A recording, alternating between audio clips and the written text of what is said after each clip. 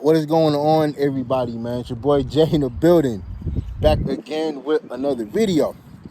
All right, man. So, I'm currently at my alma mater, which is Livingstone College in Salisbury, North Carolina. And and I want to say rest in peace to, the late great Eddie Robinson. Shout out to Doug Williams, shout out to Walter Payton, all the HBCU greats, the likes of Jerry Rice. Shout out to all the HBCU football greats. But we can never tell the story of HBCU college football without mentioning how it started and where it came from. So like I said before, I'm currently on the campus of Livingstone College, which is absolutely the birthplace of black college football. It was established in 1892 on the front lawn. And as you can see, this is actually the front lawn of where the first game was actually played. Right here, you see that? It was established back in 1892. As a matter of it was Livingstone versus Biddle College, which is firmly known now as Johnson C. Smith in Charlotte. So before the game was even played, Biddle College actually studied the game of football for 2 years before even traveling to Salisbury. So how those football players got here, they actually got here on horses. They got here on horses and wagons.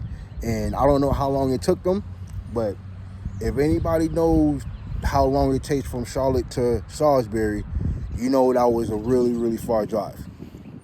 So I'm pretty sure it took them a long while to get to Salisbury.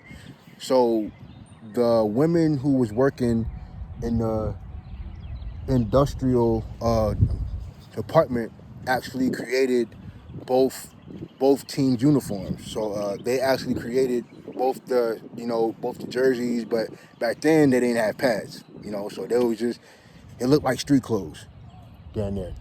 So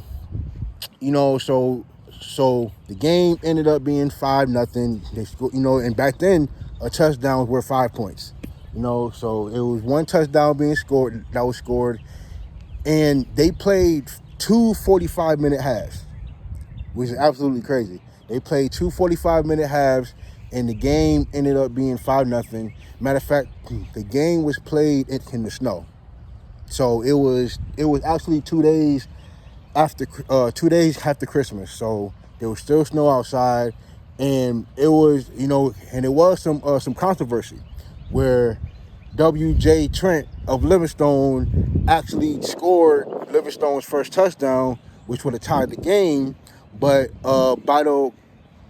Biddle College ended up arguing the call, and they ended up overturning it, and that's how the game ended up being 5-0. But just want to give that that little brief history lesson. So just so y'all see, this is the front lawn. That is the birthplace of black college football. This is where the first HBCU football game was played, man. Right on this front lawn right here. So a lot of great history here, man. So just just want to give that a little history lesson.